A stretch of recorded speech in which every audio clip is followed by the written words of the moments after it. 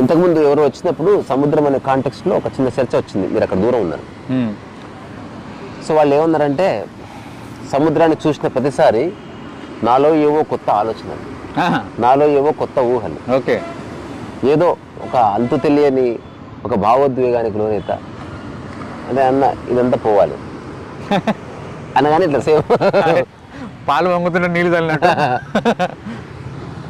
సరే, ఇన్ని సంవత్సరాలు సముద్రం చూశారు, కానీ జీవితం ఏం మారలేదుగా. అంటే ఒక విషయాన్ని పోయిటిక్గా చూడడం మానేయాలి. ఓకే, ఇంతే ఈరోజు మన చర్చకి ఆధారం. మనం ప్రతిదాన్ని పోయిటిక్గా చూడడం స్టార్ట్ చేసుకున్నాం. నువ్వు ఏదన్నా పుస్తకం రాసినప్పుడు, పోయిటరీ బుక్ రాసినప్పుడు సముద్రం గురించి ఏమన్నా రాసుకో, ఇది నా పాపాలని కడిగివేయడానికి ఆ ఈశ్వరుడు పంపిన నీళ్ళని రాసుకో, నీ ఇష్టం. కానీ ఏం కాదు, అది జీవితానికి పనికిరాదు. అందుకని ఒకవేళ జీవితంలో నిరంతరం నేర్చుకునే అంశాలంటే ఏముండవు. నేర్చుకోవాల్సిన ఒక అంశం తెలుసుకుని దాన్ని అనుభవించుకొని అట్లా జీవితాన్ని సార్థకత చేసుకోవచ్చు. కానీ అంటే యూజువల్ అడుగుతారు కదన్న, ఇట్లా నువ్వు మౌంటైన్ పర్సనా బీచ్ పర్సనా అని అడుగుతారు. అంటే అది ఎందుకు అడుగుతారో నాకు తెలియదు. అండ్ ఇంకొకటి అంటే నాకు అర్థమైంది ఏంటంటే, నువ్వు నాకు మా బీచ్ దగ్గర కూర్చుంటే నేను కామ్ అయిపోతా, లేకపోతే మౌంటైన్ ట్రెక్కింగ్ చేసినప్పుడు నాకు నచ్చుతుంది, అది అట్లా అంటారు. ఆ ఉద్దేశం అన్నదేమో ఆమె చెప్పిన. ఏ ఉద్దేశమైనా అంటే నాతో చర్చించేది ఊహాత్మకమైన విషయాలు కావు.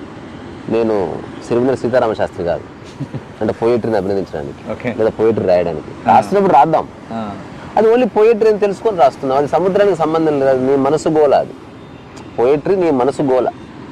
బాగుంది, పోయిటరీ నీ మనసు గోల. నీ మనసు అట్లా ఘోషిస్తుంది, సముద్రానికి ఏం సంబంధం? నువ్వేమన్నా దాన్ని అడిగావా? కానీ భాషకు అతీతంగా కొన్ని విషయాలు నువ్వు అనుభవిస్తూ కూడా ఇగ్నోర్ చేస్తున్నావు అనేది నా యొక్క అబ్జర్వేషన్. అంటే ఎట్లా?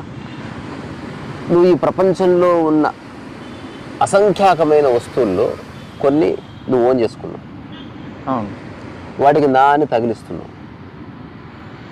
ఏవైతే నీవి కాదనుకున్నావో కొన్నిసార్లు నా అని తగిలిస్తావు.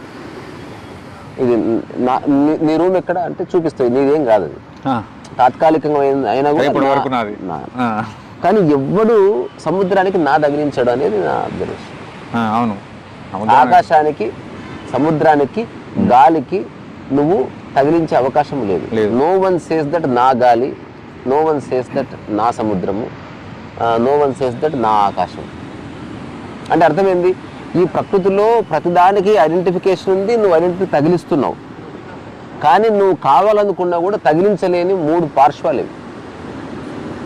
ఓ త్రిపుటి అనుకో, గాలి, సముద్రం, ఆకాశం. ఆకాశం వాటికి నా తగిలియవు నువ్వు ఎప్పుడు, ఏనాడు. కాన్షియస్ గాను అన్కాన్షియస్ గాను, తాగుబోతు కానీ, గృహిణి కానీ, ఫిలాసఫర్ కానీ, నా ఆకాశము, నా గాలి, నా సముద్రం ఎవరు చెప్పండి. కుదరదు, కుదిరితే మనిషి అది కూడా వేస్తాడేమో. కుదరదు. అందుకని అర్థం చేసుకోవాల్సిన ఏకైక అంశము beyond logic or beyond poetic way of looking at things, ఇంతే అన్నమాట. సో నువ్వు నా తీసేస్తే సముద్రం అవుతావు, అంతే. నువ్వు అర్థం చేసుకోవాలి, నా తగిలించకపోతే నువ్వు కూడా సముద్రమే. అందుకే అంటారు కదా భగవంతుని కరుణా సముద్రుడు. అంటే కరుణా సముద్రుడు అంటే సముద్రం అంతా కరుణ ఉన్నోడని అంటే అర్థమైంది, నా లేదని. ఇప్పుడు నా అన్నది నువ్వు తగిలిస్తే ఆ రెండింటికే పరిమితం అవుతావు. అందరి మీద సమానంగా కరుణ. సముద్రంలో అందరు దిగుతున్నారు కదా, అట్లా నా తీసేసిన వాడి వైపు అందరూ వస్తారు. ఇప్పుడు రమణ మహర్షి అంటే నా తీసేసిన మనిషి, అంతే. సో నా ఉంటే ఎవరు రారు, నా తీసేస్తే ఎవరైనా రావచ్చు. సముద్రం అది, లేదా ఒక అడవి, ఒక పెద్ద చెట్టు, లేకపోతే గాలి, ఎవరైనా పిలుచుకోవచ్చు. ఆ గాలిలో ఎవరైనా ఈదులాడొచ్చు, లేదా ఆ సముద్రంలో ఎవరైనా తడవచ్చు, ఆ ఆకాశం కింద ఎవరైనా ఎండొచ్చు. అట్లా ఒక గురువు అనేవాడు ఎవడంటే సముద్ర లక్షణం కలిగి ఉన్నవాడు, ఆకాశ లక్షణం కలిగి ఉన్నవాడు. అట్లా గాలి యొక్క లక్షణం అంటే గాలి వలె ఉంటూ అంత అద్భుతంగా విహరిస్తాడు, సముద్రంలా ఉంటూ అట్లా ఘోషిస్తాడు, ఆకాశంలా ఉంటూ కనబడకుండా ఉంటాడు. ఈ మూడింట్లోనూ ఐడెంటిటీ లేదని ఇది అర్థం చేసుకుంటే సరిపోతుంది. ఇప్పుడు సముద్రానికి ఏవి ఆపాదిస్తున్నావో అవి నీకు ఆపాదించుకొని చూడు. అది కష్టమైన కదా, ఇదంతా బాధ. గమ్మత్తైన విషయం ఉంది, ఇంత ఉన్నా ఎవరికి ఉపయోగపడదు సముద్రం తాగడానికి. అట్లా ఒక జ్ఞాని కూడా ఉపయోగపడ్డు, నువ్వు ఉపయోగించుకోవాలి. అదే ఇప్పుడు దీని నుంచి ఉప్పు తీసేవాడు ఉపయోగించుకుంటాడు. అవును, అట్లా నువ్వు జ్ఞాని నుంచి నువ్వు కొంత తీసుకోవాల్సిందే. అవును, కరెక్ట్. అందుకని మనం ఐడెంటిటీ క్రైసిస్ అని నిరంతరం మాట్లాడే వాళ్ళు ఎవరైతే ఉన్నారో వాళ్ళు సముద్రం దగ్గరకు వచ్చి అర్థం చేసుకోవాల్సిన విషయం ఇంతవరకు. ఈ ప్రపంచంలో ఐడెంటిటీ లేనివి. సరే, ఇప్పుడు ఫస్ట్ మీకు ఒక ఎవరో చెప్పారన్నారు కదా, నాకు సముద్రం చూస్తే ఒక పొయిటిక్ ఏదో చెప్పారన్నారు కదా, నాకు గుర్తులేదు. ఆ చెప్పిన వాళ్ళకి అంటే ఇదే ఇంటెన్షన్ ఉందా, సముద్రం చూసి నేను ఇట్లా నా తీసేయాలి అట్లా? తెలియదు, నేను చెప్పిన తర్వాతనే షాక్ తిని అవును కదా అని మళ్ళీ నెక్స్ట్ టైం ఆ ఉద్దేశంతో వస్తామని చెప్పారు. తెలియదు, ఇప్పుడు కొత్త యాంగిల్ చెప్తే అప్పుడు కొత్తగా ఆలోచిస్తారు. ఇప్పుడు వర్మ శివాది సినిమా తీసే వరకు చిన్న చిన్న కట్స్ చేయొచ్చు అని తెలియదు, ఇలా బ్యాక్గ్రౌండ్ స్కోర్ ఉండాలని తెలియదు. ఉండొచ్చు అందులో ఇళయరాజా ఒక కాలేజీలో కొట్టుకుంటుంటారంట, దానికి బ్యాక్గ్రౌండ్ స్కోర్ అంటే వర్మ అని చెప్పాడు, ఇది నాది కాదు. వర్మ ఏం ఊహించాడంటే కొట్టుకునే దానికి ఒక చిన్న బ్యాక్గ్రౌండ్ స్కోర్ ఉంటుంది కదా, టపా ఆ బీజియం అనుకున్నాడంట. తీరా ఇళయరాజా దగ్గరికి వెళ్తే ఇళయరాజా లోపల ఏదో పని చేసుకుంటున్నాడు, అక్కడ ప్లే అవుతుంది. చూస్తే ఏముందంటే ఒక సాడ్ మ్యూజిక్, సాడ్ వైలిన్ వేసాడు. అట్లా ఇదేంటి నా సింక్ లేదు ఏమి లేదు అని ఇళయరాజా వేశాడు కదా, there must be some reason అని. వచ్చిన తర్వాత రాజా అని అడిగితే ఇలా ఎందుకు వేశారంటే అట్లా పిల్లలు చదువుకోకుండా కొట్టుకుంటే నాకు బాధ అయిందబ్బా అని. అలా చెప్తే తెలిసింది కదా కొత్తది. అట్లా నేను కూడా ఒక కొత్త పర్సెప్షన్ ఇస్తున్నాను అంతే. రెండోది అది నాది కూడా కాదు, సముద్రాందే. అంటే ఏం పుస్తకంలో చదివి చెప్తున్నది కాదు. తర్వాత లాస్ట్ టైం వచ్చినప్పుడు ఒక చిన్న పాయింట్ చెప్పి నాకు కొందరికి కనెక్ట్ అయింది. మనం ఏది చూసినా ఆ అంశంలో ఆ వస్తువులో ఒక అంశాన్ని చూస్తాం. మనం ఇప్పుడు ఫ్రిడ్జ్ దగ్గర వెళ్తే డోర్ చూస్తాం, ఫ్రిడ్జ్ తెరవగానే వాటిని చూస్తాం, బాటిల్ పట్టుకొని మూతను చూస్తాం. Always you are focusing on something. అంటే మీ మైండ్ ఎప్పుడు నువ్వు చూసే ఒక పాయింట్ వైపు వెళ్తూ ఉంటుంది. ఒక అమ్మాయిని చూడగా అమ్మాయిని చూస్తావు, దగ్గరికి వెళ్ళగానే పెదాలను చూస్తావు, ఇంకేదో చూస్తూ ఉంటావు. సముద్రాన్ని చూసినప్పుడు నువ్వు సముద్రాన్ని మొత్తాన్ని చూస్తావు, పాయింట్ ఎప్పుడు చూడవు. అంటే మొత్తాన్ని అంటే కనిపించిన ఒక పర్టికులర్ దాన్ని ఏం చూడవు. Though it is very vast. అట్లాగే ఆకాశాన్ని చూసినప్పుడు పర్టికులర్ ఒక దాన్ని ఏం చూడవు, ఎప్పుడు చూడవు. ఆకాశంగా చూస్తుంది, జస్ట్ ఊరికే ఆకాశంలో చూసావా, ఆకాశంలో ఆ పర్టికులర్ ఆయన ఎప్పుడు ఎవరు చెప్పరు. ఒకవేళ చూస్తే నువ్వు చుక్కల నుంచి వాటిని చూడవలసిందే. ఒకవేళ చుక్కలు లేవనుకో అయినా ఆకాశం చూస్తావు, అప్పుడు ఆకాశాన్ని చూస్తావు. ఆకాశంలో ఎక్కడ చూసావు, ఆకాశం చూసావు, అంత ఎక్కడ చూడలేదు. దీనికి సాక్షి అని పేరు ఆధ్యాత్మికత. అంటే దీన్ని కూడా మళ్ళీ లిటరల్గా తీసుకోవద్దని నాకు లిటరల్ తీసుకోవచ్చు. ఎందుకంటున్నా అంటే ఇప్పుడు సముద్రాన్ని ఒక ఏరియా చూడలేమంటే ఇప్పుడు అక్కడ అలా వస్తుంది, చూడంటే చూడవచ్చు కదా. అది వేరు. జనరల్ నువ్వు కనుక సముద్రం ఎదురు ఉంటే నువ్వు ఎప్పుడు ఒక పర్టికులర్ పాయింట్ని పట్టుకొని చూడవు, మొత్తాన్ని కలిపి చూస్తూ ఉంటావు. ఊరికి ఇట్లా జస్ట్ లుకింగ్. అట్లనే ఎడారిని కూడా ఎడారి కూడా అట్లా చూస్తా ఉంటాను. కానీ ఎట్లా ఎడారికి నా అనేది ఉంది. ఇక్కడ జైపూర్లో ఉన్నప్పుడు అట్లీస్ట్ గవర్నమెంట్ చెప్తుంది నాది అంటే, ఎవరో ఒకరు క్లైమ్ చేసేవాళ్ళు ఉన్నాడు ఎడారిలో కొంత భాగం ఉన్నా. కానీ సముద్రానికి ఆకాశానికి అట్లీస్ట్ క్లైమ్ చేస్తే మన బ్యాడ్లకు అనుకో. నేను లిటరల్గా తీసుకోవద్దని ఎందుకన్నా అంటే, ఇప్పుడు అంటే ఎందుకు ఎట్లా చూస్తారు మొత్తం ఈ పాటను చూడొచ్చు కదా అని విత్తనవాదం చేయొచ్చు. లేదంటే సముద్రం కూడా ఇప్పుడు మా కంట్రీ సీస్ దాటి వచ్చిరని వాళ్ళు అంటారు కదా, అంటే మా కంట్రీ అని వాళ్ళు అంటారు కదా. ఇదంతా దాన్ని లిటరల్గా తీసుకుంటూ వచ్చే మాటలు ఇవన్నీ. మీరు చెప్పేది ఇంటెన్షన్ వేరే, సముద్రం లాగా ఉండండి అని చెప్పడానికి ఇంటెన్షన్ అది. ఆ పదాలు వాడినంత మాత్రాన సముద్రం కూడా ఒకళ్ళకి ఉంటుంది కదా, ఒక కంట్రీకి ఉంటుంది కదా. నా ఉద్దేశము నువ్వు అన్నిటికీ ఐడెంటిటీని జోడించే వ్యక్తివి, సముద్రానికి జోడించడం లేదు అని చెప్పడానికి ఎగ్జాంపుల్ వాడుతున్నా. ఎగ్జాంపుల్ అట్లా నీకు కూడా ఐడెంటిటీని తీసేసుకుంటే సరిపోతుంది. Then you become the ocean అని ఒక చిన్న అనాలజీ. అదే అనాలజీ. సముద్రానికి ఆధ్యాత్మికతకి ఏం సంబంధం? కానీ ఆధ్యాత్మిక లక్షణం ఎందుకు అంటున్నా అంటే, ఇప్పుడు ఎగ్జాంపుల్ చెప్తే విషయాన్ని పక్కన పెట్టి ఎగ్జాంపుల్ గురించి ఏంటిది అనే పరిస్థితి వచ్చింది కాబట్టి ఇంటెన్షన్ కూడా చెప్తే బాగుంటది. ఈ ఎగ్జాంపుల్ చెప్పడానికి వెనకాల ఇంటెన్షన్ ఏంటంటే ఇది అని చెప్తే బెటర్. జల్సా సినిమాలో నాకు అది ఎప్పుడు గుర్తొస్తుంది. సార్ గూట్లే అంటే ఏంటి సార్ అంటే నోట్లోంచి అది తీసి చెప్తున్న ఇంపార్టెంట్ విషయాన్ని పక్కన పెట్టి ఇలాంటి పనికిరాని విషయాన్ని అడిగేటంటే గూట్లే అంటారా, గూట్లే అంటాడు. అడు సీరియస్ ఒక టాపిక్ చెప్తుంటే మా తిడుతూ గోట్లే అంటాడు. సార్ డౌట్ సార్ అంటే డౌట్ అన్న వెరీ గుడ్ అని చెప్పి తీసి అడుగుతాడు. గూట్లే ఏంటి సార్ అంటే ఇట్లా చెప్తాడు. నాకు జల్సా సినిమాలో నాకు ఇంకో బిడ్డ విపరీతంగా నచ్చింది, త్రివిక్రమ్ క్రియేటివిటీ. ప్రాబ్లం అక్కడక్కడ రాసిన సీన్ అయిండొచ్చు. వీళ్ళంతా కింద కూర్చొని మాట్లాడుతుంటే మెట్లు ఎక్కుతూ ఉంటాడు బ్రహ్మానందం. అద్దం ఉందనుకొని అంటే ఎరా అని మాట్లాడుతున్నా అంటే అర్థం లేదా అదే ఫస్ట్ చూసినప్పుడు ఎందుకంటే నేను కూడా సో మెనీ టైమ్స్ అర్థం ఉందనుకోని అక్కడ లేదు అంటే చాలా క్లీన్ ఉంటుంది అన్న ఫీలింగ్ లో మనం లేని దాన్ని కూడా ఉన్నట్టుగా చూస్తాం అట్లా.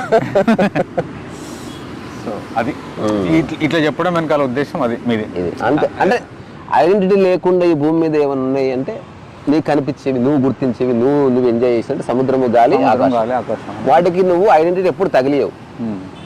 ఐడెంటిటీ తగిలిస్తే లిమిటెడ్ అయిపోతావు. ఐడెంటిటీ తగిలించగానే ఆ ఐడెంటిటీ కోసం వచ్చే వాళ్ళే వస్తారు. ఐడెంటిటీ తీసేస్తే సముద్రం అయిపోతావు కాబట్టి ఆకాశం అయిపోతావు. ఎవరైనా నీ సమక్షం రావచ్చు. విషయాన్ని నువ్వు తెలుసుకున్నా తెలుసుకోకపోయినా హాయిగా అయితే ఉంటుంది. ఇప్పుడు సముద్రం దగ్గరికి వస్తే హాయిగా ఉంది, తెలుసుకునేది ఏముంది? అన్కండిషనాలిటీ. అదే నువ్వు జస్ట్ ఇందులో గిత్త నిలుగు ఉండవు. స్విమ్మింగ్ పూల్ నోవాటెల్లో ఎన్ని రూల్స్ ఉంటాయి ఆడ, గిన్నే ఉంటాయి ఇందులో, కానీ బోల్డ్ రూల్స్ ఉంటాయి. దానికి ఐడెంటిటీ ఉంది. నోవాటెల్ అక్కడికి వెళ్తే నాది, నీది, వాళ్ళది, వీళ్ళది అని వస్తాయి. సో జస్ట్ ఈ రోడ్డు దాటితే ఎవరిదో. అండ్ మీరు ఈ వీడియో స్టార్టింగ్లో చెప్పారు కదా ఇట్లా ఆ సముద్రం చూసి కవిత్వంగా ఏదో చెప్పిందని, అవి ఒకసారి మళ్ళీ చెప్పండి. అదే అంటే నాకు అది నా పాపాలన్నీ కడిగేయడానికి ఆ సాక్షాత్ పరమశివుడు నీళ్ళని పంపిస్తున్నాడు. అట్లా నీటిలో తడవడం వల్ల నేను పునీతున్నయ్యాను అని అనుకుంటే మీరు పోయిటరీనే. అసలు పాపమే లేదని గుర్తించంతే. If you are conscious there can not be sin. అదే అంటే ఇప్పుడు మీరు చాలాసార్లు చెప్పేది ఉన్నట్టు చూడు, ఆ స్పిరిచువాలిటీ, ఆధ్యాత్మికత అంటే విశేషణాలు యాడ్ చేయొద్దు, అడ్జెక్టివ్స్ యాడ్ చేయొద్దు అంటే ఇదే కదా. సముద్రాన్ని చూడాలి కానీ మళ్ళీ దానికి ఎక్స్ట్రా నువ్వు ఇమాజినేషన్ అంతా యాడ్ చేసి నీ పోయిటరీ, నీ భాష పోయిటరీ వచ్చినాక ఏదైనా రాసుకోవచ్చు. నేను ఉదయం బ్రష్ చేసినప్పుడు వచ్చే నురుగలాగా ఉన్నటువంటి ఆ నురుగా అని రాసుకో.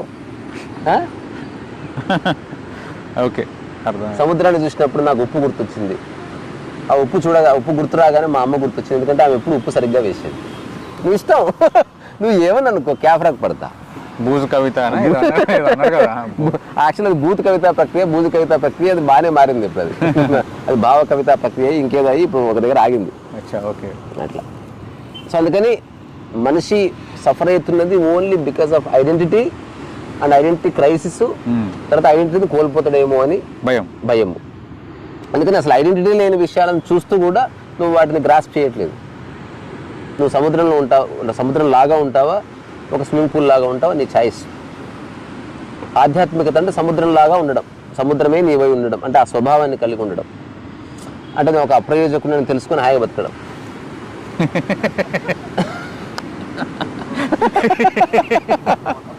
క్యా ఫరక్ పడతా. నేను 2009లో చెప్పిన మాట అందరికి, ఇంతమంది ప్రయోజకులు ఉంది ఈ ప్రపంచంలో, నేను ఒక్కడిని అప్రయోజకుడిని అయితే కొంచెం ఫరక్ నే పడతాను, వదిలేయండి అని చెప్పి నేను. అంటే నేను రాసుకున్నా కూడా రీసాయన గానము, ధ్యానము, గంధర్వము, మౌనము, రీసాయన శృంగారము, సంగీతము, రీసాయన అప్రయోజకత, అప్రయత్నత, ఎరుక, తాగిన వాడికి ఎరుక, దాని మర్మము ఆనంద రీసాయన అప్రయోజకత, అప్రయత్నత, ఆనంద రసాయనము. తాగిన వాడికి ఎరుక దాని మర్మము రీసా రసోయస అని నేను రాసుకున్న పద్యం అది. అంటే యు ఆర్ జస్ట్ ఇప్పుడు సముద్రం పక్కన ఉన్నప్పుడు నువ్వు ఎప్పుడు ఎరుకలో ఉంటావు అంతే. నీ లేదు, నా లేదు, మనది లేదు, తీసుకుపోవాలని లేదు, వదిలిపెట్టాలని లేదు, అటాచ్మెంట్ లేదు, బొంగు లేదు, ఏమీ లేదు. Just you are aware. నేను మింగేస్తుంది అది. కొంచెం కేర్ఫుల్ ఉంటావు అంతే. అట్లా సూపర్. నువ్వు అట్లా గురువు సమక్షంలో ఉన్నా ఎరుకతో ఉంటే సరిపోతుంది, లేకపోతే మింగేస్తాడు. అంటే లిటరల్ కాదు, అంటే నువ్వు మిస్అండర్స్టాండ్ చేసుకుంటే కొట్టుకుపోతావు. అవునవును. మిస్అండర్స్టాండ్ చేసుకోవడానికి 99.9% స్కోప్ ఉంది ఈ సబ్జెక్ట్లో. డేంజరస్ పుస్తకైనా ఆల్రెడీ మీతో మాకు కూర్చొని మాట్లాడుతుంటే మా వాళ్ళందరూ బాధపడుతారు, నువ్వేమో అయిపోతావు కావచ్చు, మాకు భయం అవుతుంది, ఆయనతో తిరగకు, నీకేమవుతుంది, అరే ఏం కాదురా నాయన అంటే వాళ్ళ భయం వాళ్ళది, వాళ్ళ ప్రేమనే. కానీ అంటే మిస్అండర్స్టాండింగ్ వాళ్ళు వినకముందే మిస్అండర్స్టాండ్ చేసుకుంటే విన్నాక ఇంకా ఎక్కువ చేసుకోవచ్చు. ఎక్కువ స్కోప్ ఉన్న సబ్జెక్ట్ ఇది.